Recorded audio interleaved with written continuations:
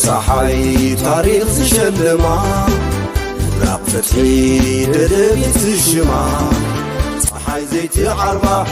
كل شعن بهو راي سمت كالميديا ددبيت النهو مسرتا حجرة تجراي زرقاقت بأن مسرتا تكالات دعنبر أما عدينا بالنرئين نعد هاجر تكالات هنا هاي تكالنا نحجز زعامة وراي سلازي ددبيت كتعنبرن كتعبين شرحل ثلاثنا كتسلمتن ددبيت نحجز أبلا ددبيت نخل ددبيت ميديانا لسان حزبنا ددبيت تيفي بعود كخمدت زعامة وراي ددبيت ميديانا ميديا حزب تجراي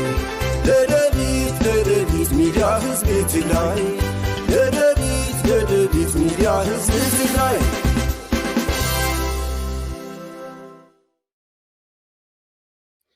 سلام تعني هبلي كبرات بيسب ددبيت ميديا كمون تخاتاتلتي مدب كاوخمنا واهم ببزلهم معدي ساعات القطاطرة سلام تكون لنا منه ددبيت ميديا بس ساعات نقرأ مدب كاوخمنا واهمين حيزنا قريبنا زلنا سنة خم مدلواتنا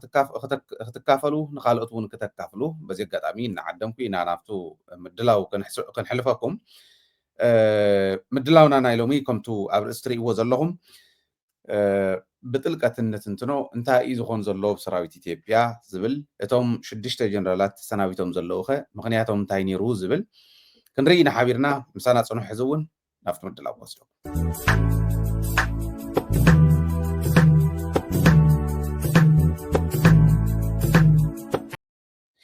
أتي قم تقدمي لزوالكو أصفح بلنا النتنتنوم عبرئسي تقومي تمزلو تحتون الزور زلوهم تري وزلوهم تعمي بزحاتن حدش تنزعباتاتين حزنا قريبنا زلنا حزون مسانا صنيحكم دلواتنا كتكافلوا نخالقتون كتكافلوا زي قدامي كقدموا مو فلا ما يمدلاونا نايلومي قداي چويا زملكتي چويا اب صنبلا وردا صنبلا اب سمين معراب مالتي وردا صنبلا ابنات النقرون برا او طرحيو مالتي يكونن اب كالوتون موليو وسنا وسن زلو كلهم كمزي عينت صلاتن غصاوتلنا ام مريتنا اتيوم مريتنا وريروم حزبنا زساقيو زلو خياكل مناسي እንዳጨወዩ ገንዘብ ይخفሉ كمزي عينت ጉዳጉድ እንሂ ኣብ ጽምብላ ኣብ ከባቢ ዋልድባ ንሰገር ነዘ ናብ ተከዘ ካብ ተከዘ ሰገር ንንየን ነዘን ሸፋቱ ዝነብሩሉ በረኻል መብዛሕትኡ ግዜ ጓሶት እዮም ዝነብሩሉ ከፍቲ እየን ዝነብራሉ ኣብቲ በረኻ ሸፋቱ ከም ዝነበሩ ቀደም ኣነ ኣስታውሰ بدنبي يبهال كم زنبرة مو صرباندا زبهالو صنبلا بزانا خباون ننزنا ديابو شفاتو نيروم نزوم شفاتو زيوم زحزو نزوم شفاتو زيوم ناب حق زقرو صرباندا زبهالو نيرو ثم صرباندا شفتا كهاد نخلو مسقواسات حوابيروم مستخبابت حوابيروم كم زنبرون تاريخ لني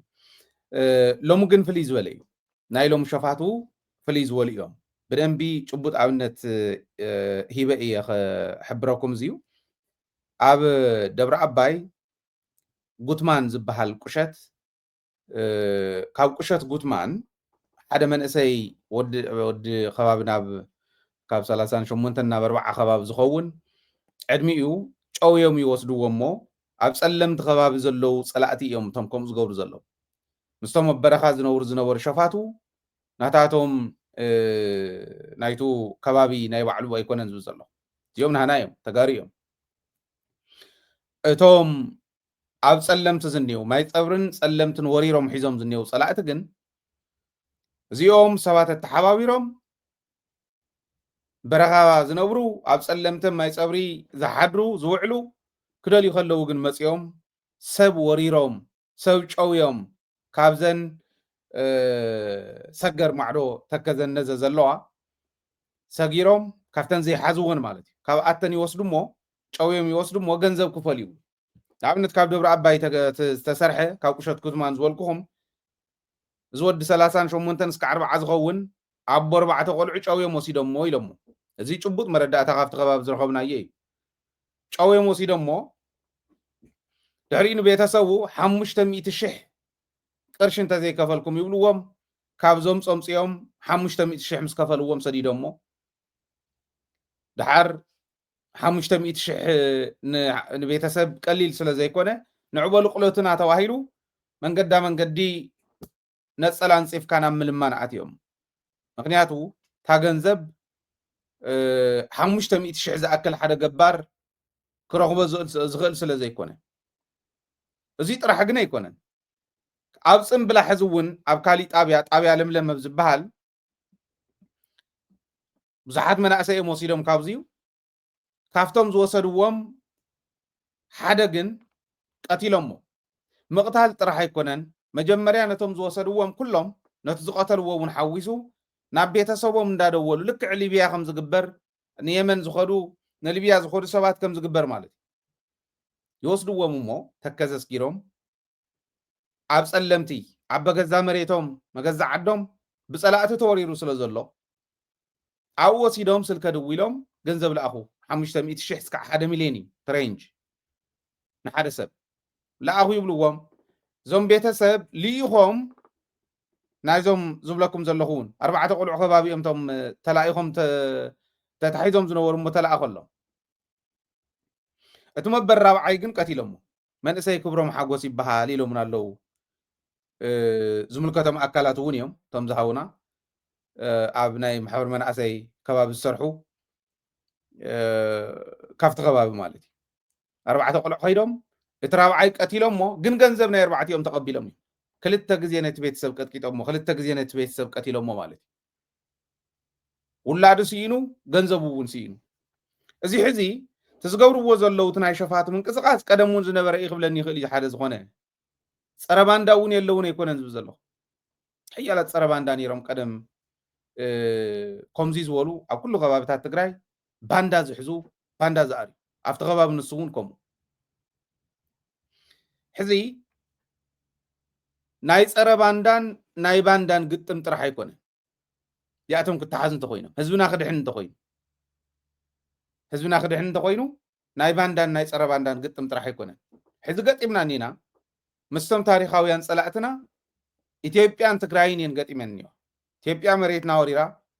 ኣብ ኣምሓራ ፅጊዓ እቲ መሬት ድሌት ዘለዎም ተስፋሕፋሕቲ እውን ብድሌቶም ወሲዶም ካብኡ ካብ መሬትና እንዳተወርወሩ ኣብቱ ሓራ እዩ ዝበሃል ዘሎ መሬት ሓራ መሬት ትግራይ ወፂኦም ናብኡ መፂኦም ጨውዮም ወሲዶም ህዝቢ የንከራተቱ ኣለዉ ከምዚ ገይሮም የበሳብሱ ኣለዉ ኣብ 21 ክፍለ ዘመን ኢና ኒና ኣብቲ ንሕና ተወለድናሉ ግዜ ባንዳ ይእረየሉ ኣብ ዝነበረሉ ግዜ ፀረ ባንዳ ሰዲድካ እተኣርየሉ ጥራሕ ኣይኮነን ፀረ ባንዳ ኣብዚኣ ምንም ገብረ ይኽእል ሰራዊት እውን ምንም ኣይገበረን ፀረ ባንዳ ጥራሕ ምንም ገብረ ይኽእል ናይቲ ወረዳ ፀረ ባንዳ ናይቲ ወረዳ ፖሊስ የለን ድዩ ክብል ይኽእል እዩ ሰብ ምልሻ ናይቲ ዓዲ የለው እንዲዮም ክብሉ ይኽእሉ እዮም ብርግፅ እዚኣቶም እውን ክምልሱ ኣለዎ ከምዚ ዝበለ ነገር ክመፅእ ከሎ ተወዲቦም ብጥቆማ ከምዚ ኢሎም ንዝመፁ ጨውዮም ንዝወስዱ ሓንቲ መዓልቲ ሕርሕራይ እንተእትዮሞም ዋግኦም እንተሂቦሞም ክደግምዋ ይኽእሉ ነይሮም ተዋና ነገር ግን ከምኡ ጌርካ ዝፍታሕ ኣይኮነን እንታይ እዩ ከምኡ ገይሩ ሒዙና እኒሄ ጸለምቲ ማይ ፀብሪ መሬትና እዩ ንሱ ጥራሕ እንተይኮነ ዓዲ ደርቃይ እውን መሬትና እዩ መሬትና ሂብና ክነብቅዕ ከለና ካሊእ መሬትና እንዳወሰኹ ተከዘ በፂሖም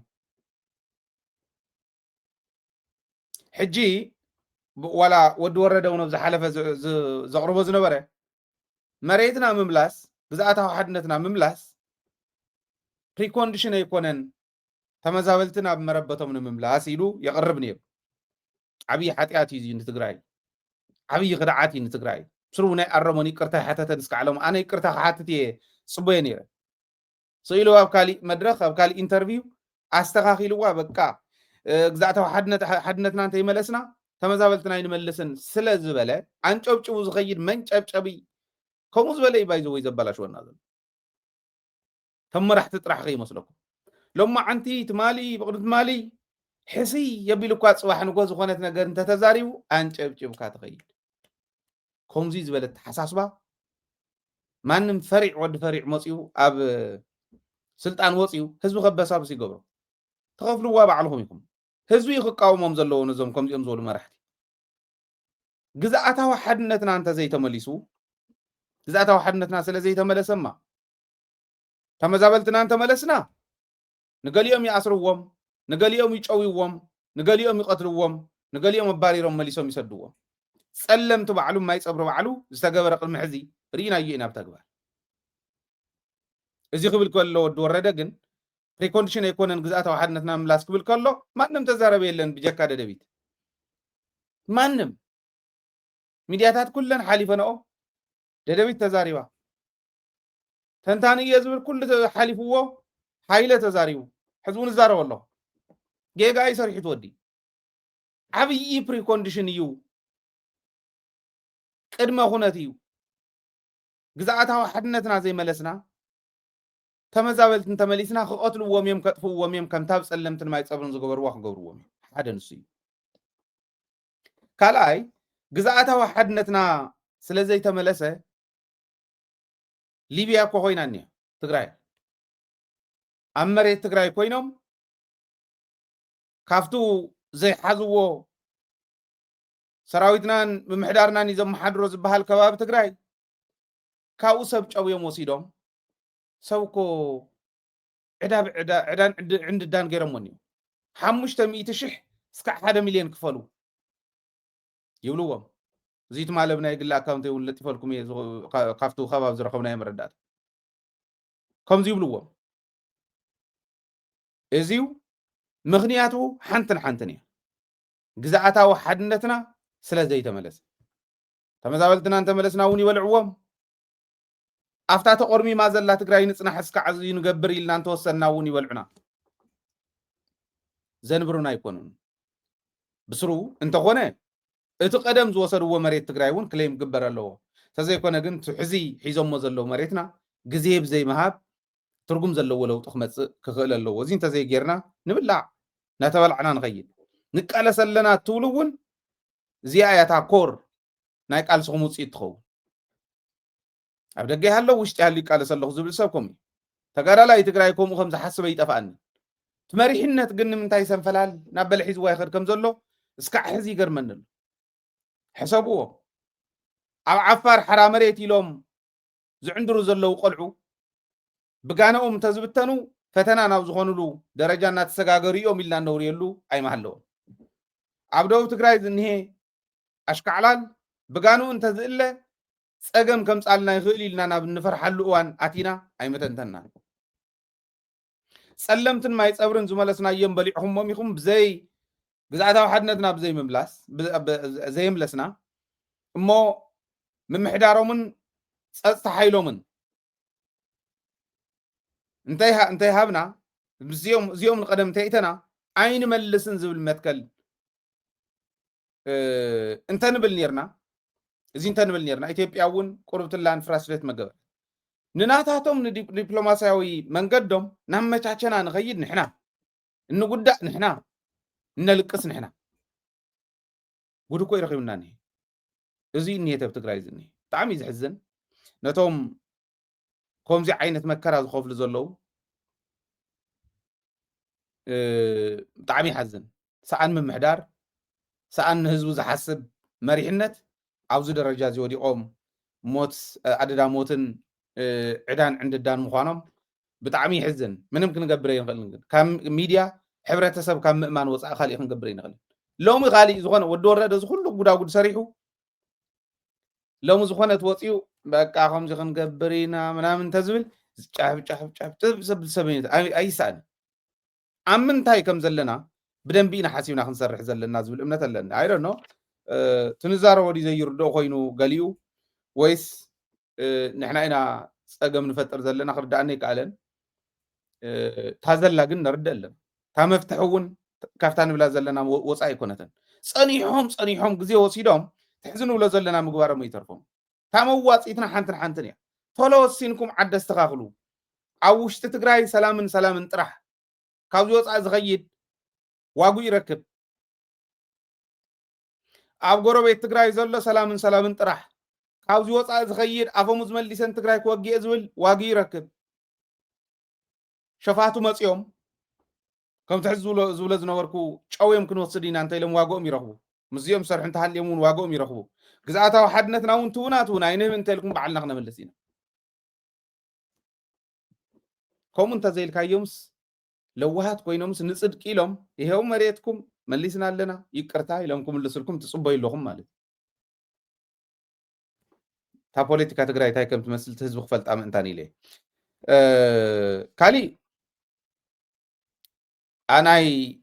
هلو كنا تقرأي عوشت تقرأي زنيه غنرق خلنا ተማሓየሸ ነገር ኣሎ ዶ ተማሓየሸ ነገር ኣሎ ዶ ማለት ካብ ጌታቸው ናብ ወዲ ወረደ ስለ ዝቀየርና ጌታቸው ሃተውተው ዝብል ስለ ዝኾነ ወዲ ወረደ ስቕ ዝብል ስለ ዝኾነ ወይ ጌታቸው ካብ ዝኾነ ከምቲ ዝበሎ ካብ ላዕሊ ጥብ ዝበለ ስለ ዝኾነ ወዲ ወረደ ግን እንዳተቃለሰ ዋጋ ከፊሉ ዝመፀ ስለ ዝኾነ ብኡ ዲና እንትርጉሞ ዘለና ናይ ትግራይ ፀገም ክፍታሕስ እቲ ሓዘም መሬት ዘላ ፀገም تفتح الله إلا إنا نحسب زلنا نعملت ناي مريت قداي تفتح له ورا مريت ولا بتقراي تفتح له ناي مريت قداي تفتحه حزب درتا زقر وزنا برا عب سمون ريهم يهم عب channelنا لكم تمليسكم رأيو تفتح دي أو كلن كتماتات زني هنا ناي مريت سجم تفتح له ተጋደልቲ ምድጋፍ መሬት ክወሃቦም ምግባር መንበሪ ክወሃቦም ምግባር እዚኣቶም ተሰሪሖም ዶ ተወዲቦም ንክሰርሑ ተገይሩ ዶ ሃፍቲ እንዲኦም እዚኦም ሰልጠኑ ሰራዊት እንዲኦም ዋላቶም ዝምለሱ ዘለው ፀገም ተጋጢሙና ንሶም እንዲኦም ቀዲሞም ከኣትዋታ መከራ ይረኣየሎም ደሎ ኢትዮጵያ ብዘይ ኣበሰኦም መከራ ከፊሎም ኣኽፊላቶም ዋጋ ኣኽፊላቶም ሕዚ ግን በሪሮም በልውፁም ተባሂሎም ምስ መፁ በሪሮም ንዓዶም መፅዮም ናብ ዝምልከተ ኣካል ሪፖርት ገይሮም ግን ብሱላት ድልዱላት ምኩራት ተጋደልቲ ነዚኦም ከ ፀምቢርኩሞም ዶ ናብቲ ቃልሲ ዘለዎም ፀገም ከተፈትሕሎም ዶ ኣብ ዩናይትድ ኔሽን ዝነበሩ ገንዘቦም እስካዕ ዝተታሒዙ ዘሎ ፈትሕሎም ዶ ተኣሲሮም ዘለው እስካዕ ሕዚ ተኣሲሮም ዘለው ተጋሩ ኣብዘይ ኣበሰኦም ተጋሩ ብምዃኖም ተፈትሑ ዶ ናይ ወርቂ ናይ ማዕድን ጉዳይ ተፈትሑ ዶ ዶክመንተሪ ክቀርበልኩም ብዙሓት ሰባት ሞተሌል ካንደዳ ኣቅርበልናታ ናይ ሽረ ዶክመንተሪ ኢልኩም ክነቅርባ ኢና ጆኹም ኢዲት ትግበር ስለ ዘላ ተፈትሑ ዲኒ ካብ ገጠር እናተሸከምካ ሓመድ ኣብ ከተማ ይሕፀብን ዘሎ ተፈትሖም ደዚኦም ግዛእታዊ ሓድነትና እነምልሰሉ ተመዛበልትና እነምልሰሉ መዓልቲ ተፈሊጡ ዶ ደስተን ጉንበት 30 ሰነ 30 ሓምለ 30 ኦገስት 30 ንምናምን እንዳተባሃለ ዝኸዳ እዚ ኩሉ ዘይተፈትሐ ጉድ እንዳሃለወ ደቡብ ምብራቅ ትሕመሰላ ደቡብ ትሕመሰላ ካልኦቱን ከምኡ ናይ ዞባ ምምሕዳራት ፀዲቁሎም ዶ ኣይፀደቀሎምን ስልጣን ስኢሎም ዘይፀደቀሎም ስቂሎም እዮም ዘመሓድሩ ዘለው ባይ ውድብ ትምድብ መንግስቲ የፅድቅ እዩ ነይሩ ኣፅዲቁሎም ዶ ወዲ ወረደ ኣይፅደቐን እዚኦም ኩሎም ዘይተሰርሑ እዮም ሰላም ኣሎ ዶ ብትግራይ የለን ሓንቲ መዓልቲ ኣዲስ ኣበባ ከይዱ ምስ ኮሚሽነር ደመላሽ ተን ዓፋር ተታሒዘን ነበራ ዝተለቂቀን ተባሂሉ ፎቶ ብፎቶ ኮይና ውዒላ ሶሻል ሚድያ ናይ ወዲ ወረደ ዓብይ ስራሕ ሰሪሑ ካብ ፍንጮኦም ቁርብትላን ስንድረብ ኢሎም ክሓስቡ ዘይኽእሉ ሰባት እዮም ዘሕሙስና ዘሎ ወይ ፖለቲካማ ምፅሓፍ ኣብ ሶሻል ሚድያ ማለት ኣይኮነ ዘይርዳእኩም ተኮይኑ ይተሓምሱ ተወዲ ዝገደደ ካብ ጌታቸው ዝገደደ እምበር ካብ ጌታቸው ዝሓሸ ኣይኮነ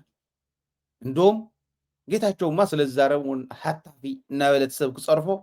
ሰብ ክፈልጦ ቀሊል ነይሩ ንሕና ንእምን ንሱ እውን በቲ ዝገብሮ ዝነበረ ውድቀት በቲ ዝሪኦ ዝነበረ ውድቀት ህዝቢ ግምግሞ ቀሊል ነይሩ ስሉሕሉሖት ዓይነት ኣካይዳ ግን ከቢድ እዩ ክንደይ ዘይተፈትሐ ጉዳጉድ እንዳሃለወ ከይዱ ኣዲስ ኣበባ ስያ ምስ ክስቶ ከይዱ ዝኾና መኻይን ኣትየን ኣለዋ እሞ ሸቐጣሸቐጥ ክኣቱ ክኢሉ ኣሎ ይዒስ በቃ ካሊእ ተኣምር ሰበር ዜና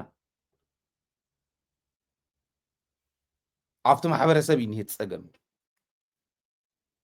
ከምታ ናይ ወረዳ እንድርታ ዝበልዎን ወዲ ወረደ ከምኡ ዝብል ማሕበረሰብ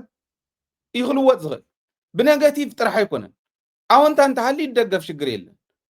እዚ ኩሉ ጉዳጉዳ ቅሚጥካ ኣዲስ ኣበባ ከይዲ ተዘራሪቦ ፍቲሑ ያ መኻይን ከኣትዋ ገይሩ ተባሂሉ ሰበር ዝኾነሉ ምክንያት የለን ፀገምና ባዕልና ኢና ክንኣልዮ ዘለና ከተማታትና እውን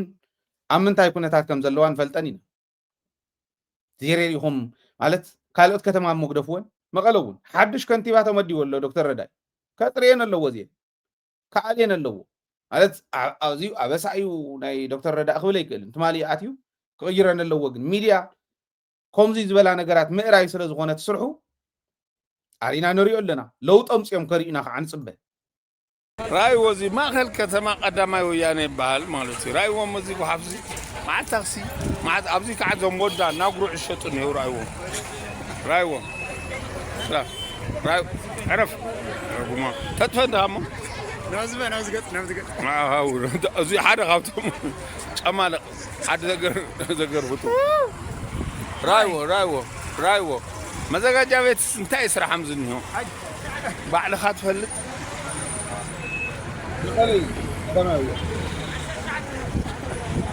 كانسل قبل كان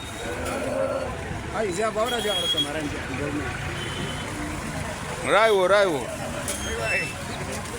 رايو سو كما بيزي ناقو حافظ زي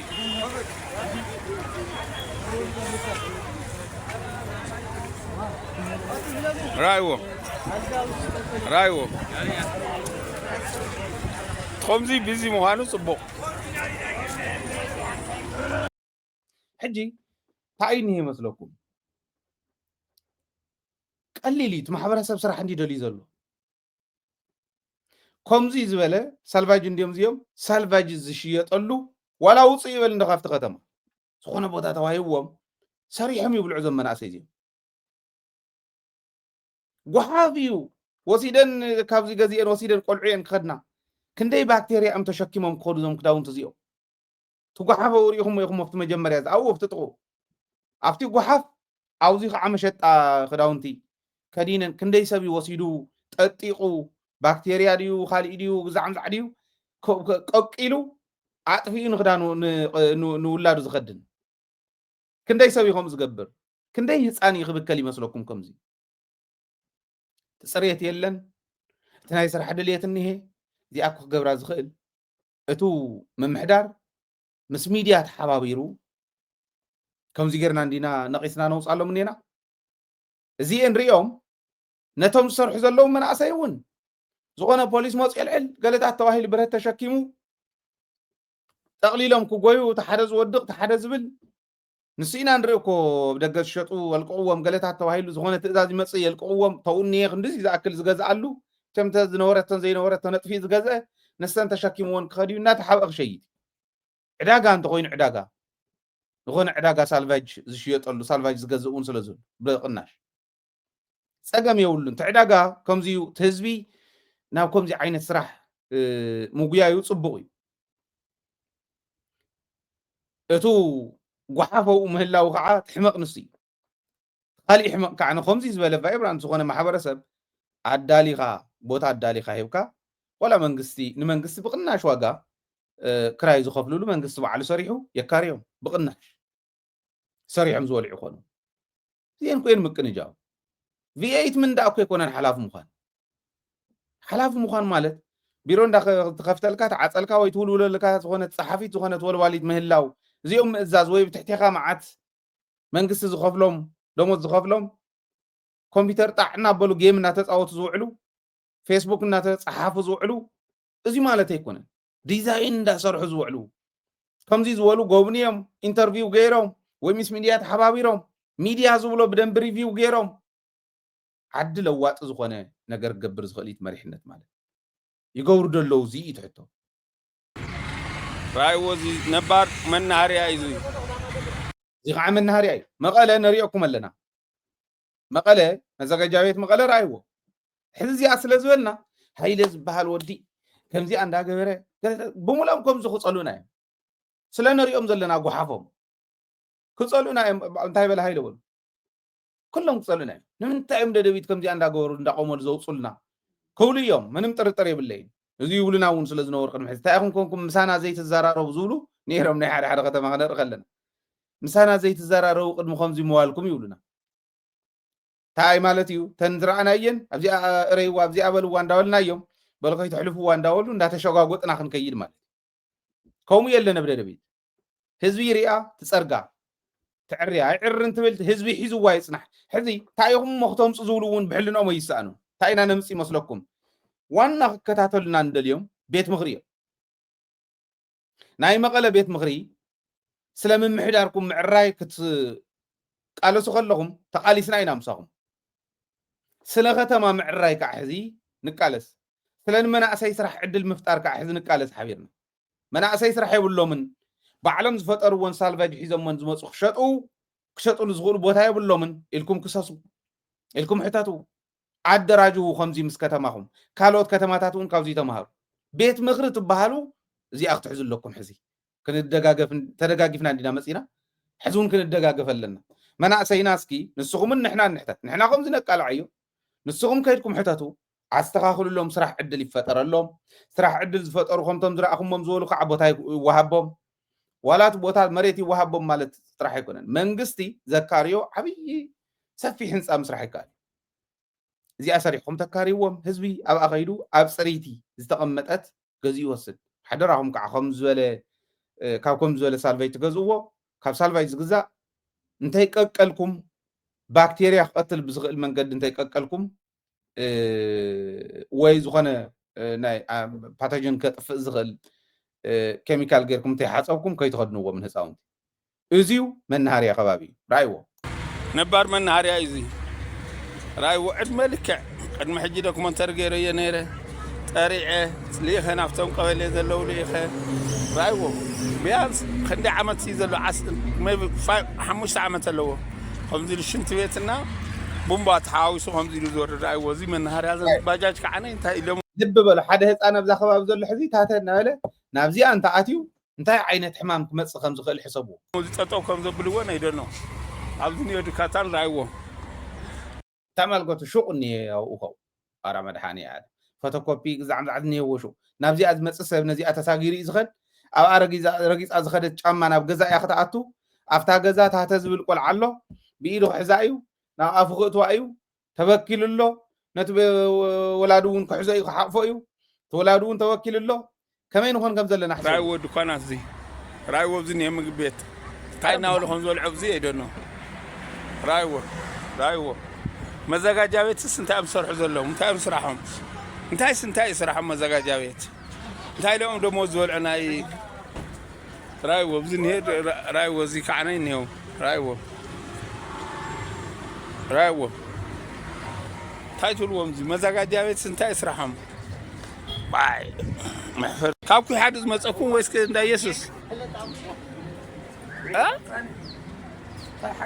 بس ما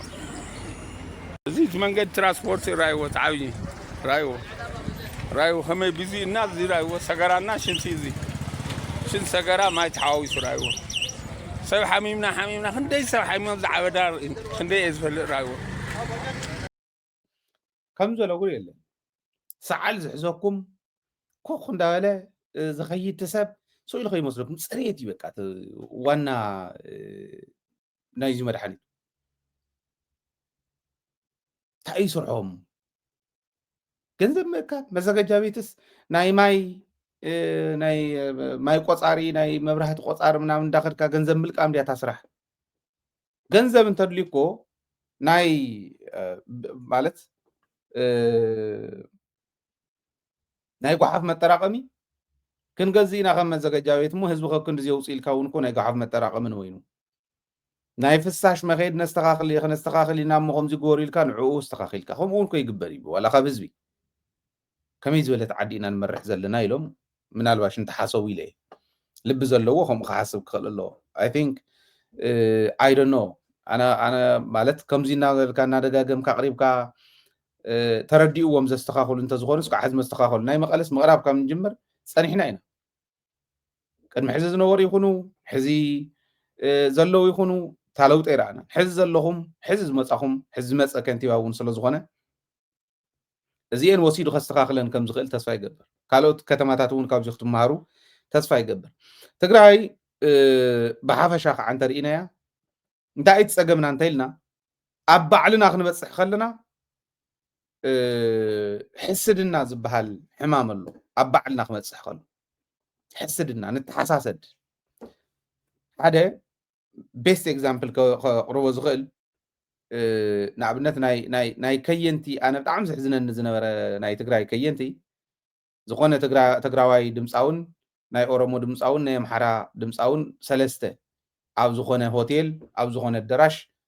ምድላው ኣሎ ተባሂሉ ወላ ናይ መንግስቲ ምድላው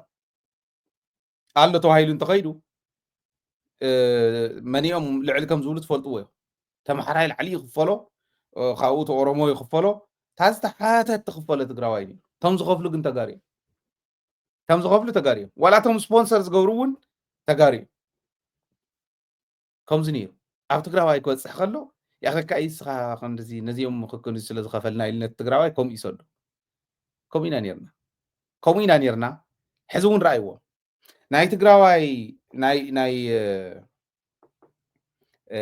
ተጋሩ ድምፃውያን ደርፍታት ኣብ ናይ መን እዩ ዝልጠፍ ተሎም ናይ ማሕሩኮ መብዛሕትኦም ናይ ማሕሩኮ ይልጠፉ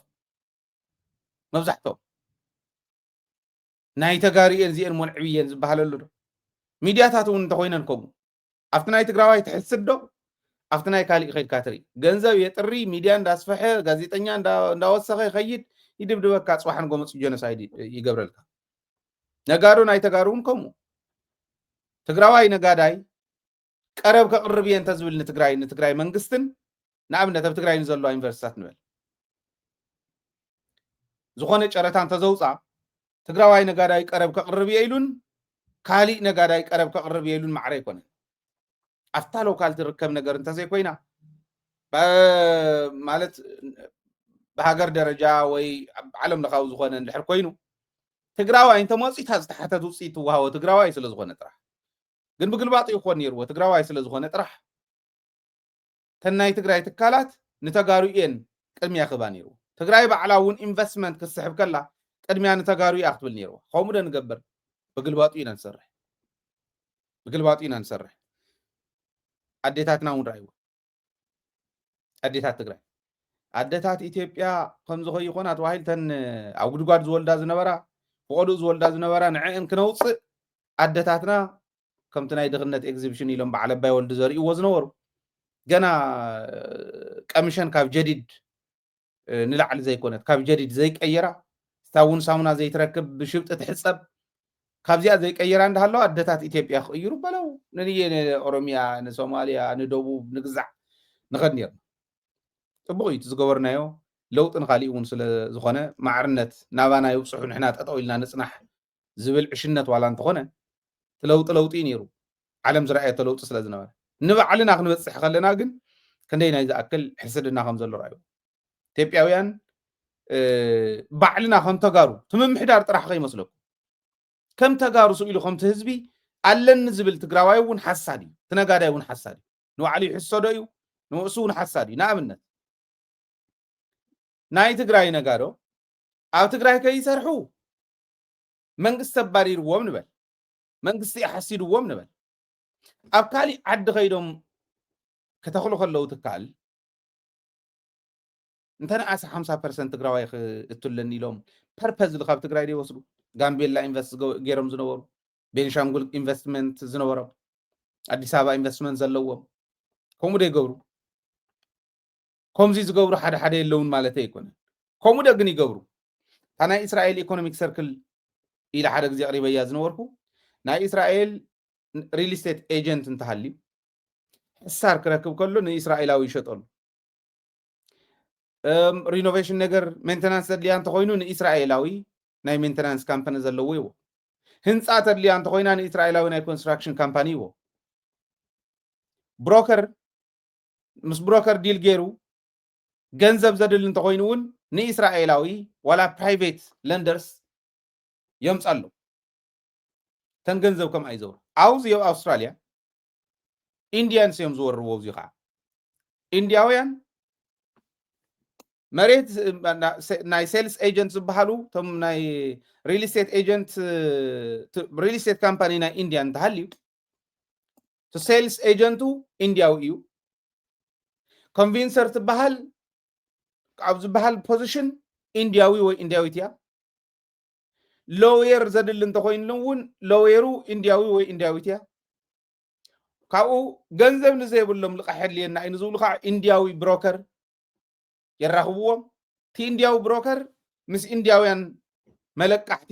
ብሃይ ኢንተረስት ንኢንዲያውያን መለቃሕቲ የራኽቦም ኣብኣ ትዘው ኣብዚ ኣውስትራልያ ዘለኹም እንታይ ይብልኩም ዘለኹ ትዕዘቡን እዮም ኣብ ተጋሩ እንተኸይዱ ግን ትግራዋይ መፂ ብትግርኛ ከዛርቦ ከሎ ቆሉ እዩ ዝለዓሉ رحقلي زعينته مالك كومي أو كوم زينا نينا تمن سينا سدد ناف سدتنيا نقير زلنا نايت طلعت دليت نحنا انت حسونا يو بحسدنا ناو كوم زي زعت زلو اوشتنا زني هنا نوعلنا متحسس هذه او غزا انت يترف او حنت غزا ابو انت مويت ويد انت مويتا ورس انت هالي ورس خورسوس حاتم زقتلو حتى زخدعنا نا فرد بيت كل تحت دق ابو دق قد خيدهم تخاسيسهم اكله تواهيدس دق حد سبعي تخاسيسهم يفردوا مو بحصوت كاوي كو مو خندي خبك كاينه حد حاول تحنت حفتي مسقلني حتى حتى تكلخا خمزي ملس بوزي ملس تواهيلو حاسوت تبتب ببيلم يمصوم حدا حسيو زخنا ገንዘብ كركب حسيو تاكيوم نت حدا وينت حنت خديعو ما ياخذ حسدنا نيفت وشتي يلقى بقى بغزو نزيو اب غزا اينا فايت كنغور زلنا حريو خاب ناو غوربيت ناو عدي سكع خلل سكع بصح بدرجه خد زلو خمزي زيو قسبيلكا استخاخل زلو محبرسبون انفورم بمغبارت ميديا خمز اندا سرح اندحر كيدو انت فليطو حساو انت هالي حاتو زخصص انت هالي حسس كندي يحفر يهلو كمي زولو ورادا ايزي كانت ما حصن وصي خاص ود كالي ما حصن زوصو دانيا خفردلكا رزخا اندا فلط اندا هالو حسيخا مخانكا فشلاخ كديعها مخانكا خدع مخانكا اندا فلطكاس تخيدنا بدانيا ود خالي سب خفردلكا حق خفردلكا تحدخاتا حقيفا زعبيتكا تبوها ابرس تشكيمو زعبيكا خفردلكا يكال كندو زاكل غداغود ني يعدي او كل زلو والله انت هونه ابانا غني يقددي حق تحايش كلهم غمغمو نبارو روزهم زوله غداغود ازيهم زولدهم تخم زوله تحساسبا افت محبرسبون زلو زولدو انتاي كوينا نابنت حزب تግራይ ናይ ድህነት ስጋት ኣለና ናይ ድህነት ስጋትና በብኸባቢኡ ውዳበታት በመውዳብ ኬላታት ውን ብምስራሕ ግን ተኬላ ገንዘብ ወሪርካ በቦረዱ በብጣዊ ተሸኪዕም ዘለው ሸኳዕ ወዲ ሸኳዕ ከወልዕዎ ይኮን ቶም ጥዑያት ኣነ ቶም ሸኳዓት ቶም ሊያዊ እዩ ዘሎ ሌባ መራሕ ንኽወልዕሉ ይኮን እንት ኬላ ክግበር ዘሎ بتككل دحنة تزبخ حلو ولا جن كلا خبر له عبدين حزم الردة أو يومس ودو الردة ورقة صحيح صديق كم زاتري واضح زي حز زادي نقول لن زواتاتن نقول لن ورداتاتن كتماتاتن كفلا كتماتاتن ياتو كود دو الردة قطتها نابزي انت خيين مالتي نوريا حدا مواقر اللوكو كابل على تحتي ناي تصحى تخوينو كابل على تحتي غيديو ناي محداراو انت خوينو بوليتيكاوي يكون قطواو خالوت نغراتون كابل على تحتي بتوارد يورد قطتا تئزاز ناو وردا ناو زوان ودو ورد ناي تصحى غداي ايو ناي نغدو غداي يزارب زلو نغدي اندستري انت خوينتو افكت تغبره نغدي اندستري كصح نيرو ጸጥታ እንተኮይኑ ናይ ጸጥታ ሓይሊ ናይ ጸጥታ ቢሮ ጸጥታ ክጽሕፍ ነይርዎ ወዲ ወረደ ቀጥታ ሕዚ እዚኣ ለሚድዋ እንዲ ኣነ ነጊረኩም ክፍለ ጦር ኣዛዚ ኮር ኣዛዚ እንዳበለ እውን እንዳፀውዐ በይኖም የዛርብ ነይሩ ኖ ሰራዊት ትጋገለኻ ትኽክል ኣይኮነን መራሒ ሰራዊት ይሃልኹም ኣዛዚ ይሃልዎ ኣዛዝን ፕሬዚዳንት ናይ ግዜያዊ ምሕዳር ናይ ተደባልቑ ጌታቸው ስዳ ኣንሳ እንዲኾን ኢሉ ነይሩ እንታይ ደልዩ ታሰነድ ዴቨሎፕ ገይሮማ ዝነበሩ ባይዘወይ ታሰነድ ኢሳያስ ዴቨሎፕ ገይርዋ ኢሳያስ ኣለዋ ናብ ጌታቸው ኢና ሕዚልና እያ ጌታቸው ንምንታይ ንስሓ ቅረባ ፕሬዚዳንት ኮይን ዘይነፅጋ ኢልና ኢና ዝወቀስናዮ እምበር ታሰነድ ዴቨሎፕ ዝገበራ ኢሳያስ እዩ ወዲ ወረደ እውን ይፈልጣ እዩ ፈልጣይ ጥራሕ ተይኮነስ ኢሳያስ ናይ ወዲ ወረደ የማናይ ኢድ ይቀደሙ ሕዚ እውን ከም ኣኽ ገብሩ እዮም ከይዶም ጌጋ እዩ ሰራዊት ንኣዛዝ ይሃልዎ ኢልና ዝኾነ ናይ ኮሚቴ ኣቦ እምበር ገይሮም ፍሳማንጅስ ገይሮሞ ዝኾነ ኮሚቴ እውን ኣሎ ከምኡ ክምራሕ ገለታት ተባሂሉ ኣይተገለፀትን ሕዚ እውን ብዕሊ ኣዛዝ ሰራዊት ትግራይ ፍሳማንጅስ እዩ ኣይተባሃለን ብርግፅ ንሱ እዩ ስለዚ ኣይተባሃለን ሕዚ እቲ ናይ ፀጥታ ጉዳይ ፀጥታ ሓይሊ ወይ ሰራዊት ይፅሕፎ ትንግድን ኢንዱስትሪን ከምኡ ዘይገብሮ ከምቶም ክፍለ ጦራትን ኮራትን ዝፅውዖም ዝነበረ ፀዊዒን ወይኖም ዘዛርቦም ዝነበረ ንምንታይ ከምኡ ይኸውን ዝብል ሕቶ ኣለና እዚኣ በዓላታ ደብዳቤ ግን ጌጋ እያ ንዓይ እንታይ እያ ትብል ከም ዝበልኩ ናብ ኩለን ዞባታትን ወረዳታትን ከተማታትን ክፍለ ከተማታትን ይብል ዘይፍቀዱ ኬላታት ከም ዘለውን ደው ክብሉ ከም ዘለዎምን ይገልጽ ንእቶት ቤት መዘጋጃ ተባሂሉ በብኸባቢኡ ኬላ ገይርኩም ኣለኹም ንዘይተገደበ ምንቅስቃስ ሸቐጥን ፍርያትን ዕንቅፋት ይፈጥር ስለ ዘሎ ንነጋዶ ዕንቅፋት ስለ ዝኾኖም እዚዩ ጠጠው ኣቢሉ ብስሩ ኬላ ምስራሕን ዘይምስራሕን ኣይምልከተኩምን እያ ትብል ደብዳቤ ኬላ ምስራሕን ዘይምስራሕን ዝምልከቶስ ንግድን ኢንዱስትሪን እዩ ጉምሩክ እዩ ፀጥታ ሓይሊ እዩ እዩ ዘሎ ኣብቲ ወረዳ ፀጥታ ሓይሊ የለን ኣብቲ ወረዳ ናይ እቶት ቢሮ የለን እንታይ ይብል ከም ዘሎ ይተረዳን ኣይ ዶንት ኖ ሕጊ ናይ ሕጊ ሰብ እውን ሒዝና እዚኣ ደብዳቤ እዚኣ ጥራሕ ክንሪኣ እንዲና ግን ጌጋያ ንዓይ ተወረዳ ፀጥታ ናይቲ ወረዳ ዝሕልኮ ተወረዳ እዩ መንግስቲ እኮ እዩ ተወረዳ ቤት ምክሪ ኣለዎ ዳያን ኣለዎ ምምሕዳር ኣለዎ ስራሕ ፈፃም ማለት እዚኦም ነታ ወረዳ ናይ ምሕላው ፀጥታ ኢኮኖሚኣ ማሕበራዊ ጉዳያታ ምስ ከባቢ ርክባታ ኩሉ ናይ ምቁፅፃርን ናይ ምምራሕን ግዴታ ኣለዎ ወረዳ ኬላ ገይሮም ተዘይተቆፃፂሮም ማንም ባንዳ እንዳሓለፈ ቡምባ ክዘርአልካ እንታይ ኢልካ ዳሞ ዳንኤል ክብረት ኣብ ሕድሕድ ከተማ ክእትየ ኢሉ ወዲ ወረደ ናብ ዘለዋ ክእትየ ይበልን ኣብ ሕድሕድ ከተማ እኮ እንተደርቢና ይውዳእ ትግራይ ትውዳእ 10 ቡምባ እንተደርቢና ኢሉ ከመይ ጌርካ እዩ ዝሕሎ ኬላ ምግባር ነውሩ ድዩ ኬላ ጌርካ ዓድኻ ምሕላው ነውሩ ድዩ እንታይ ይበሃል ከም ዘለኩ እንዳጨነቐኒ እንታይ ምስ ገብሩ ዘለዎ እቱም ሰብ ከመይ ጌርና ኢና ተዓዲ ናይ ሓባርና እያ እሞ ጥዕና ዘለዎ መራሒ ንኩልና ወላ ንኩሉ እንተዘይኮነስ ኣብዝሓ ክረዳዳኣሉ ዝኽእል ነገር ዝገብር መራሒ ዝመፀላስ መዓዘ እዩ እዚዩ ሕዚ እውን ናይ ቤት ምክሪ እዩ ወረዳ ቤት ምክሪ ከምዚ ኢሉ ክፅሕፍ ከሎ ተወረዳ ስርሑ ክሰርሕ ኣለዎ ባህሊ ኣነ እቶት እውን ብስረ ይትስደድሎ ክልል እቶት ናብ ክልል ክኾና ንናይ መዘጋጃ እቶት ተባሂሉ እንዲ ዝብል ዘሎ ትክክል ኢኹም ኬላ ጌርኩም እቶት ክእከበሉ ካብ ዘለዎ ክትእክቡን ንቡር እዩ እቶት ኣኪብኩም ኣይትስደዱ ኢለ እያ ኣይትስደዱ ናይ ባዕልኩም ስራሕ ትስርሑ ኣብነት ሎማዓንቲ ኣብ ኣሕሳኣ መንገዲ ክምረቕ እዩ ብናይ ባዕሉ እቶት ህዝቢ ምስ ምምሕዳር ኮይኑ ዝሰርሖ መንገዲ ክምርቑ እዮም ንሕና እውን ያው ጋዜጠኛታትና ከይዶም ኣለዉ ብቐጥታ ከምፅልኩም እዮም ምስ መፀ ክንለቆ ኢና ብእቶትኩም ጌርኩም ስርሑ ስራሕኩም ስርሑ ልምዓትኩም ኣልምዑ ዓድኩም ኣመሓድሩ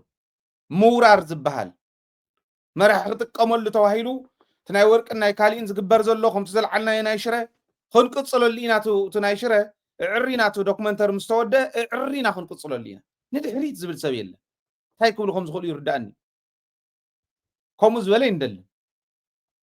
ጥዕና ብዘለዎ መንገዲ ግን እቶት ተኣኪቡ ከም በዓል ሸራሮ ዓይነት ከም ናይ ሸራሮ ዓይነት ኣካይዳ ከም ናይ ሕሳኣ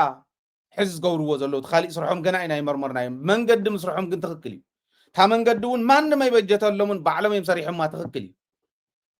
ኬላ ትሰርሕዎ ንህዝቢ ረብሓ እንተኮይኑ ኣይ ንህዝቢ ኢና ሒዝናዮ ኔና ተዓሚትና ህዝበይ ነገርናዮን ግን ዝበሃለ ይሰርሕ እንታይ ትሰርሑ ኣለኹም ንህዝቢ ግልፂ ትገብርዋ ህዝቢ እንተተቃዊምዋ ምስ ህዝቢ ኮንኩም ትምርምርዋ ቤት ምክሪ ኣለዎ እንዲት ወረዳ ናይ ወረዳ ቤት ምክሪ ሓላፍነታት እዮም እዚኦም ቤት ምክሪ ትዝዓበየ ስልጣን ናይ ወረዳ ናይቲ ቤት ምክሪ ዝዓበየ ስልጣን ናይ ጣብያ እውን ናይ ቤት ምክሪ ትዝዓበየ ስልጣን ናይ ክልል እውን ቤት ምክሪ ነይሩ ቆልዑ ተኣኪቦም ሕዚ ዝቅልዱ ዘለዉ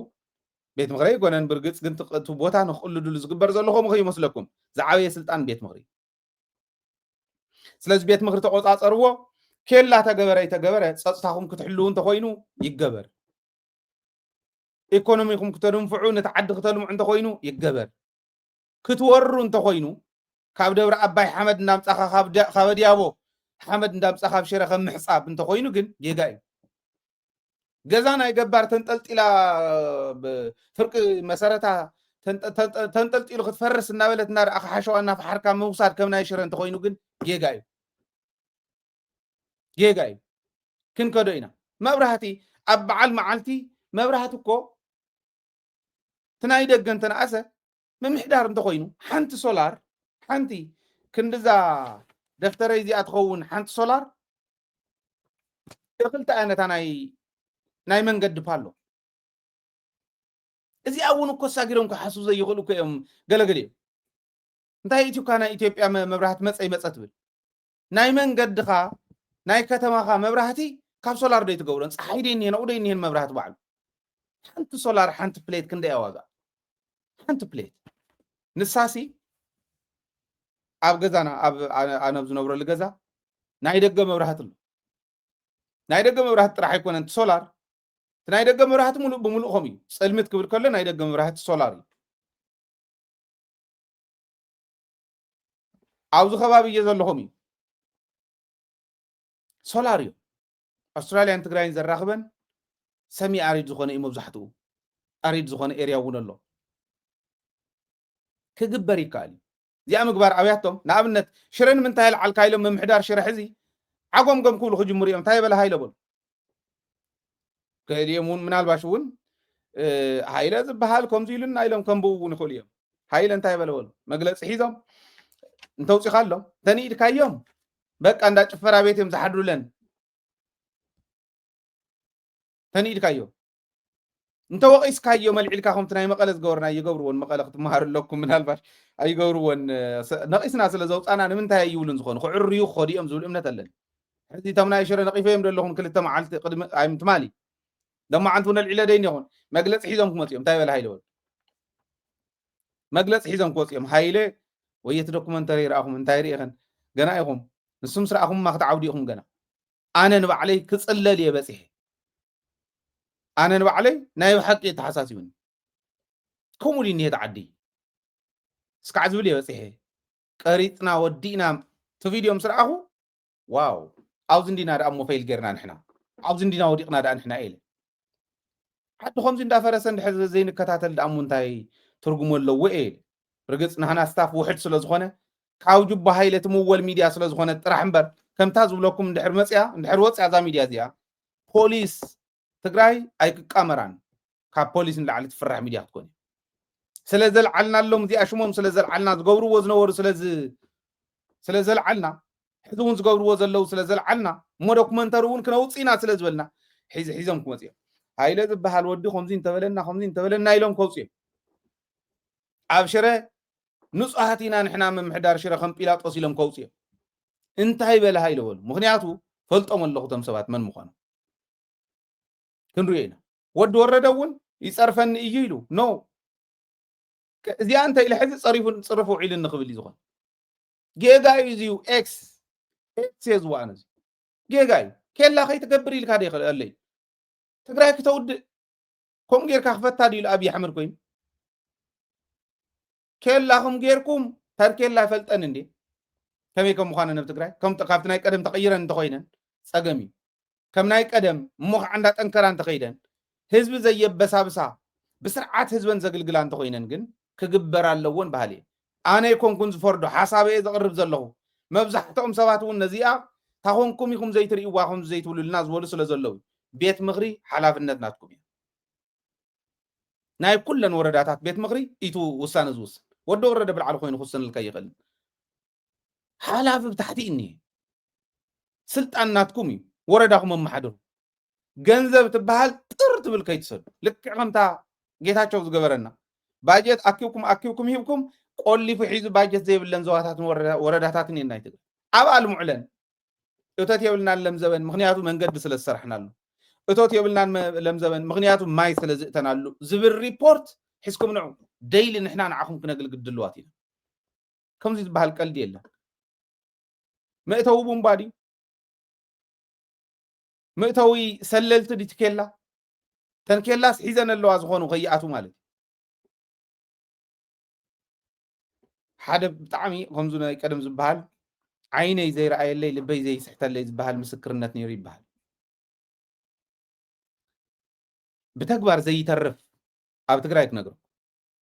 ኣብ ትግራይ ኣብይ ኣሕመድ መዓዝ ኣቱ መዓዝ ይጅምር ናይ ኤርትራ ሞ ሽሉኽ ኢልና ክንከይድ ዝብል ሓይሊ ክህሉ እዩ ኣብ ትግራይ ከምኡ ዝብል ሓይሊ ክህሉ ብዙሕ ኣይኮነን ዘሽንፍ እውን ኣይኮነን እምበር ኣብይ ኣሕመድ ንኤርትራ እንተዝጅምር ወራር ምናልባሽ ቶም ኬላ ክፈቱ ዝብሉ ዘለዉ እውን ተሓዊሶሞ ክኸዱ ዝተዳለወ ሓይልታት ክህሉ እዮም ትድግስ እዚ ነዚ ከዓ ቀዲምካ ስራሕካ ብምስራሕ ኢካ ትዋፅኦ እምበር ብምብካይ ኣይኮነን በቢ ዘለኻዮ እዚኣ ዓባይ ሓላፍነት ናይ ቤት ምክሪ ስለ ዝኾነ ከምዚ ዝበለ ክመፅእ ከሎ ዘይመስለኩም እንተኮይኑ ብቤት ምክሪ ወሲድና እዚ ኢልና ኢና በልዎ ብላዕሊ ዝእዘዝ ትእዛዝ የለን ድሌት ህዝቢ ዘፍፅም ስራሕ ፈፃሚ እዩ ዘሎ እምበር ኣዛዚ ንጉስ ኣይኮነን ዘሎ ኣናርኪ ኣይኮነን ስለዚ ብደንቢ ብስነ ስርዓት አንደርስታንድ ጌርኩም ትናትኩም ስልጣን ቤት ምክሪ ነዚኣ ክነፅግዋ እየ ዝፅባነ እዚኣ ንፀግዋ ዋላ ብፅሑፍ ተዘይነፀግኩሞ ስራሕኩም ቀፅሉ ባህል እያ ዝሕምስ እንተኮይኑ ከምተ ሪዝን ኣቕሚጦሞ እኒአው ዕንቅፋት ኮይኑ እንተኮይኑ ኣስተኻኽልዎ ኬላ ግን የድልየና እዩ ክንሕሉ ይደከይ ኣትዮም ካብ ትግራይ ጨውዮም እንዳወሰዱስ ኣብ ዓዲ ገብሩ ኬላ እንተዝህሉ ልዕል ኢሉ ናብ ግዳምነቃ ከባቢ ኬላ እንተዝህሉ ካብ ዓዲ እቶት መፅኦም ሰብ ካብ ጣብያ ለምለም ሰብ ጨውዮም መወሰዱ ካብ ደብረ ዓባይ ካብ ጉትማን መፅኦም ሰብ መወሰዱ ጨውዮም መወሰዱ ኬላ እንተዝህሉ ቆላ እንተኸይዶም እውን ኬላ እንተሃልዩ ኣብ ኬላ ንዘሎ ሰራዊት ነጊርካ እኮ ኣኳሊምካ ክትሕዞም ትኽእል ኢኻ ኣብ ክንዲ እዙይ ምጥጣሕ ኣብ ክንዲ መሬትካ ምምላስ ኣብ ክንዲ ንዓዲ ምስራሕ ነቶም ፀላእቲ ምእተው በሪ ዝኸፍት ግን ከመይ ዝበለ ኸፋት እዩ ይገርመኒ ኣነ ከምዚ ዝብሉ እዚኣቶምስ ፀሪፍካዮም ኣይኮነን ቀፍዲድካ ኩርንኩሪት ዓሲርካ ወኽን ቤት እቲኻዮም እውን ይትረኽዓሎም እንታይ ይግበር ከም ዘሎ ብትግራይ ክርዳእኩም ክኽእል ኣሎ ኩሉ ተረዲእዎ ይክሰርሕ ዘሎ ደደቢት ስለተዛረበ ክቅየር ኢለ ኣይኮነን ግን ይረዳእኹም ኣትሊስት ፅባሕ ንጎ ነጊርና እኮ ነይሩ ክትብሉ ምእንታን ማለት እዚ እዩ ስለዚ ብደንብ ሓሲብና ኢና ክንከድ ዘለና ዝብል እምነት ኣለኒ ካሊእ ናይ ታየ ደንደኣ ማእሰርቲ እዩ ናብ ኢትዮጵያ ንስገር ማእሰርቲ ታየ ደንደኣ ናይ ቀደም ሰላም ሚኒስትር ዝነበረ እዩ ታየ ደንደኣ ብዋሕሲ ተለቂቁ ነይሩ ናይ ዋሕሲ መሰሉ ተጣሒሱ እዮም ሒዞሞ ኣብ ክልተ መዓልትስ በቅድሚ ትማሊ እንዲ ተታሒዙ ካብ በቅድሚ ትማሊ ናብ ትማሊ ኣብ ክልተን መዓልቲ ክልተ ሪዝን ኣቕሪቦም ሓደ ናይ ዋሕሲ መሰሉ ተጣሒሱ ይተኣሰር ምክንያቱ ዝተፈትሓሉ ካብተን ተፈትሓለን ካብተን ተሰሪዘን ዝነበራ ክልተ ኣግባብ ኣይኮነን ተለቆቀሉ እዮም ኢሎም ታሓንቲ ብሶሻል ሚድያ መንግስቲ ፀሪፉ ብሶሻል ሚድያ ንኣሸበርቲ ደጊፉ ኢሎም ንቆላ ደጊፉ ኢሎም ዝሓዝዎ እያ ታኻልአይቲ ዘይሕጋዊ መሳርሒ ተዓጢቁ ተረኺቡ ሒዙ ተረኺቡ ተባሂሉ በዚአን እዩ ኣሲርናዮ ኢሎም ሕዚ ከዓ እንታይ ኢሎም ናብ ፍርዲ ቤት ቀሪቡ እንዲ ትማሊ እቲ ምቕራቦም ፅቡቅ እዩ ሓደ ኣውንታ ንሱ እዩ ብግዜ ምቕራቦም 24 ሰዓት ናብ ቤት ፍርዲ ምቕራቦም ፅቡቅ እዩ ግን እንታይ እዮም ኢሎም ካሃድም ክወፅእ ንወፃእ ክኸይድ ስለ ዝረኸብናዮ እዩ ዝብል ሓሳብ ከዓ ኣቕሪቦም ሹ ሪኢኹሞ እቲ ምክንያት ብዘየገድስ ምክንያት ገይሮም ናቶም ምክንያት ስለ ዝኾነ ተሓቂ ንዕኦም ምክንያት ገይሮም ክኣስርኹም ምክንያት ገይሮም ክፈትሑኹም ድልዋት እዮም ሰርሕዎም ኣሎ ካብዚ ትማል እውን ኢለየ ነይረ ናይ ትግራይ ባንዳታት ክትመሃሩ ኣለኩም ዓድኹም ሸጥኩም ክትመሃሩ ኣለኩም ፅሓን ጎ ከኣስርኩም እዮም ሃይ ባህሊ ዘይብልኩም ኢኹም ተርፉ ዘለኹም ትግራይ ካብ ምኽዳዕ ንድሕሪት ተመሊስኩም ብደንብ ሕሰቡ መወዳእትኡ መቐረትኩም ምስ ወድእ ካብታ የደን ኣብይ ኣሕመድ ዘንጨብጨበሎ ይነበረ ካብታ የደን ንላዕሊ ዘንጨብጨበሎ ይነበረን ኣብይ ኣሕመድ ሕዚ ይኣስሮ ይፈትሐሉ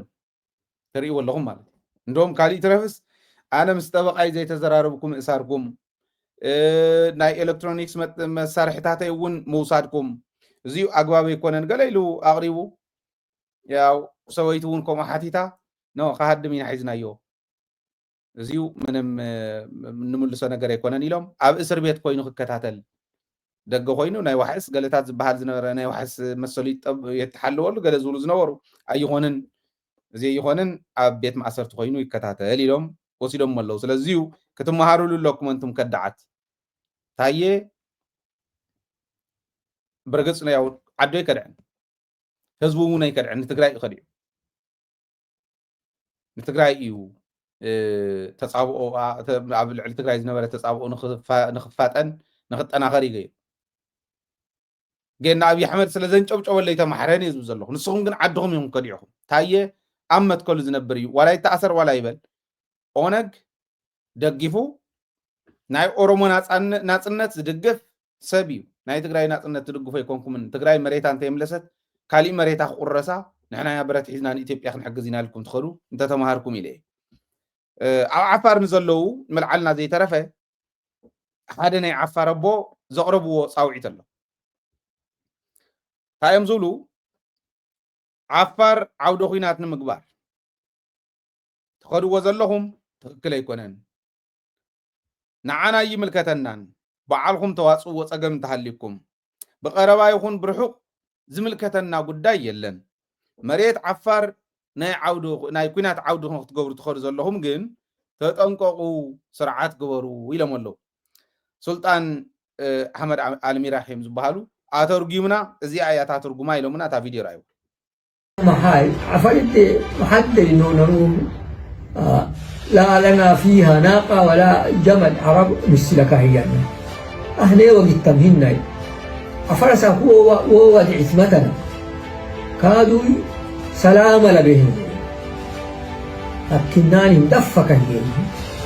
سلامك الدين فردي وهو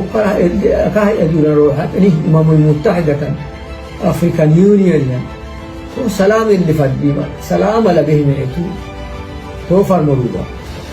وما كان حتى قالوا أوري هاي لكن هو مانغارو حال الديابي أوري فوحة فان الديابي يو أموه كوكتميت بروح كوكتميت نتيج كوستوا أنا بمرق وفرض عيني بعشتا كتابة لاي وكنا ماي أكيد أي بتيجي تكحل لا مكاي سلام فردي وسلام هذه خمتا زترجمنا يا ترجمنا زيا تزهونا احنا سلامين عندلي نعنا زملكتنا ون يكونن عود غينات كتجبروا اي تسعروا اي واصنا زين احنا اي ملكتنا نقدفنا يا ابوتاتنا عفارونا زاربنا زولونا زي فلاي نتግራይ توقع عشوخ او عفار كتفري عين دلن وصلنا ناي تግራይ ኣብ ዘለኹም ቆልዑ ውፁ ክንብል ኢና ንዓፋር ንመንግስቲ ዓፋር ክንዛረብ ኢና እዚ ክንሰርሕ ኢና የምሎምና ንስኹም ዝገብርዎ ምንም ጥርጥር የብልና ናይ ዓፋር ጋዜጠኛታት እውን ምሳና ጀሚሮም ኣለዉ ትማሊ ብምሓርኛ ኣነ ኢንተርቪው ገይረየ እየ ረኣይዎ ተመሊስኩም ሎማዓንቲ ሰሪሖም ኣለዉ ትሰርሕዎ ብዓፋርኛ እዩ ነዚ ዓፋር ክወፅሓሉ እዩ ኦሬዲ ንሕና ደደቢት ከም ደደቢት ህዝቢ ዓፋር ህዝብና ስለ ዝኾነ ንቃልሲ ህዝቢ ዓፋር ቅድሚ ሕዚ እውን ብደንብ እንፍለጥ ስለ ዝኾንና ካባና ንላዕሊ ምስ ዓፋር ኮይኑ ዝሰርሕ የለን ሕዚ እውን ምስኦም ኮይንና ኢና ንሰርሕ ህዝቢ ዓፋር ዓውደ ኩናት ክገብሩ ካይኸዱ ኣለዉ ካብ ትግራይ ዝመፁ ሸፋቱ ካብ ካሊእ ዝመፁ ሸፋቱ ናይ ኢትዮጵያ ሰራዊት ናይ ኤርትራ ሰራዊት እሞ ዓዱ ከድሕን ዝቃለስ ዘሎ مناسي زفر زلو نا إبراهيم عثمان سراويت إزيهم كلهم تطرنيفهم عفار مسيهم يمكواغو سلاز عفار عودو خينات كغوروا بناي أو بعل أول 4 تنقل تلوخو سم تلوخو يفصم اللو صنيحم زي قداشهم ገንዘብ اللو مشكوتي لم كوديهم اتوصع حزبي ناي عفار ግን كتقع عندلي حزب عفارኛ ፕሮግራም ከዳሉ ንደቅኹም ንደቅ ዓፋር መናእሰይ ዓፋር ነፃ ናይ ኣየር ሰዓት ኢና ሂብና ዘለና ሃልዩና ኣይኮነን ህዝብና ስለ ዝኾነ ዓፋር ሃልዩና ኣይኮነን ህዝቢ ትግራይን ህዝቢ ዓፋርን ዘይነፃፀል ምዃኑ ስለ ንፈልጥ ዓፋርን ትግራይን ሓደ ምዃኖም ወረዲኡ ተይተነፃፀሉ ንኽልቲኦም ከጥፍእ ዝመፅእ ሓይሊ ሓቢሮም ክቃለሱ ምእንታን ነፃ ናይ ኣየር ሰዓት ሂብና ይቃለሱ ኣለዉ ጀሚሮም ኣለዉ ሎማዓንቲ ብዓፋር ክጅመር እዩ ለዚ እዚኦም ብስነ ስርዓት ዝተውዒሉ ትመንእሰይ እውን ነቲ ቃልሲ ክሕወሶ ክድግፎም ነዚኦም ክድግፎ ነቲ ቃልሲ እሞ እቶም ኣብ ትግራይ ዝኔው ሸፋቱ ኣይሚን ኣብ ዓፋር ዝኔው ሸፋቱ ፀረ ትግራይ ክቃለሱ ዝኸዱ ዘለዉ ግን ነዚኦም ህዝቢ ዓፋር ከውፆም ኣለዎ ተዘይኮይኑ ኩናት ኣብ ኣያ ትኽፈት መን ኦፕሬሽን ከም ዝሰርሕ ቀዲሞ ይፍለጥን ዝጥቅዑ ደቂ ዓፋር እዮም ክንዲዚ ሞይቶምና ክንዲዚ ተጎዲኦምና ካብ ምባል ቀዲሞም ካብ መሬት ዓፋር ክወፁ ምግባር ወሳኒ እዩ ዝብል እምነት ኣለኒ ካሊእ ናይ መሐመድ ደጋሎ መግለፂ ናይ ብዙሓት ሚድያታት ቀልቢ ስሒቡ ይርከብ ብዙሓት ተንተንቲ እውን ስለንሱ ይፅሕፉ ኣለዉ መሐመድ ደጋሎ ዘቕረቦ ካብ ዘቕረቦም ስኢለ ጫፉ ከስማዓኩም ሞ ክንትርጉሞ قاتل واقف معاهم ده والله عنده مكتب والله نحن دفار ملوه ورق تبع الجبهه الاسلاميه تحرير اريتريا انتم الداعي منهم مصانع الان الموجوده تفهمون المصانع هم عندهم فهم يعملوا مصانع حراميه عندهم فهم يعملوا مصانع حقت من ما يسمى بمنظومه الدفاع እታዊናት ትውዳ ኣይትመስልን ከውፅልዋ እዮም ዝኸዱ ዘለዉ ሰብ ድሌት ዩናይትድ ዓረብ ኤሚሬትስ ከም ዝድግፎ ዝፍለጥ መሐመድ ደጋሎ ኢትዮጵያ እውን ደጊፋቶ እያ ምንም ጥርጥር የብሉን ኦፊስ ከፊቱ ኣብ ኢትዮጵያ እዩ ዝነብር ነይሩ እዮም ተወከልቲ ነይሮም እዮም ውጋእቶ ኢትዮጵያ ይሕክም ነይሩ እዩ ድርድር ዝበሃል የለን ኢሉ ፍቲ መግለፂ እዩ ድርድር ዝበሃል የለን ድሕሪ ሕዚ ድርድር የለን ናብ ፖርት ሱዳን ገፅና ኢና ክነምርሕ ፖርት ሱዳን ጠቕላላት ናይ ቤጃ ትራይብ ዘለዎ ማለት እዩ እዚ ናብኡ ኢና ክነምርሕ ዕላማና ናይ ኣልቡርሃን ጦር ምውጋድ እዩ 70% ዝኸውን እቲ ሰራዊት ኣዳኺምናዮ ኢና ይብል እንዳሃደመስ 70% ናይ ሰራዊት ኣዳኺምናዮ ኢና ምንም ናይ ጦር ኣውሮፕላን እውን የብሎምን ኣብ ድሮናት እዮም ዝምርኮሱ ነዚ ከዓ መፍትሒ ጌርና ኣሉ ኢና ነገር ግን ኤርትራ ሰራዊት ብምስልጣን መሰልጠኒ ቦታ እውን ብምሃብ ሓጊዛ እያ ኣልቡርሃን ኬሚካል ተጠቂሙ እዩ ናይ ጦር ኬሚካል ተጠቂሙ እዩ ኣባና እሞ ኤርትራ ከዓ ትሕግዞ እያ ኤርትራ ኢዳ ኣለዋ ዝብል ክሲ ከሲሱ ኣሎ ናብ ፖርት ሱዳን ክኸድ ከሎ ንኤርትራ ይቀለሉ እዩ ዝብል እምነት ኣለና ምክንያቱ ፖርት ሱዳን ጠቕላላ ካብ ጫፍ ኤርትራ እስካዕ ጫፍ ግብፂ ጠቕላላ እቲ ፖርት ቤጃ ዝበሃሉ ትራይብ እዮም ዘለዎ ቤጃ ዝበሃሉ ጎሳ እዮም ዘለዎ እቶም ናይ ቤጃ ጎሳ ካብ ንኣልቡርሃን ካብ ንዳጋሎ ንኢሳያስ ይእዘዙ ኢሳያስ ዝበሎም ዝገብሩ እዩ መስመን ዓሚር ብደንቢ ማለት ንሱ ስለ ዝኾነቱ ዓሌት ምስቶም መታሕት ዝበሃሉ ናይ ኤርትራ እውን ዝራኸቡ ስለ ዝኾኑ ንሱ ስለ ዝኾነ ዘራኽቦም ንኢሳያስ ብደንቢ እዮም ዝሰምዕዎ ናብ ኣልቡርሃን ዘይከደ ናብቲ ቅድሚኡ ዝነበረ እውን ዘይኸዱ እቶም ናይ ጎሳ መራሕቲ ናብ ኤርትራ ይኸዱ ነይሮም ስለዚ ናብኡ እንተኸይዶም ንኤርትራ ቀለለሉ ይኽሰስ ስለ ዘሎ ከም ሃገር ቀለለሉ እዩ ግን እንታይ እዩ ዝስራሕ ዘሎ ኣብቲ ከባቢ እንተኢልኩምኒ ኢትዮጵያ ውዚ ኢድ ክህልዋ እዩ ንሱዳን ከይዶም እንዲኦም ሬድዋን ዝመርሖም ጉጅለ ኣይተሳኽዐሎምን ትድልየቶም ኣይተሳኽዐን ጌታቸው እውን ሓቲትዎ ዝነበረ ኣይተሳኽዐን ريدوان زمرحو حيزو زخده أجندا ون يتساخع زي تساخع له مغنيات الله هذا إثيوبيا بقلصي مساخم نسرح لنا إلا مسأل برهان تسرح زلا مسيلا ويحاورهم كسرح مسيلهم يم كهرو زمكور زلو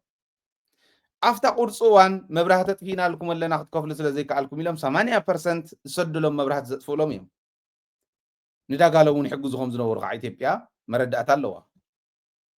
سودان مردات اللوا هذي إثيوبيا ندا قالوا ن بورت سودان تسديداتو نتحقزاتو عرب يونايتد عرب إمارات كتحجز أنت تغيرو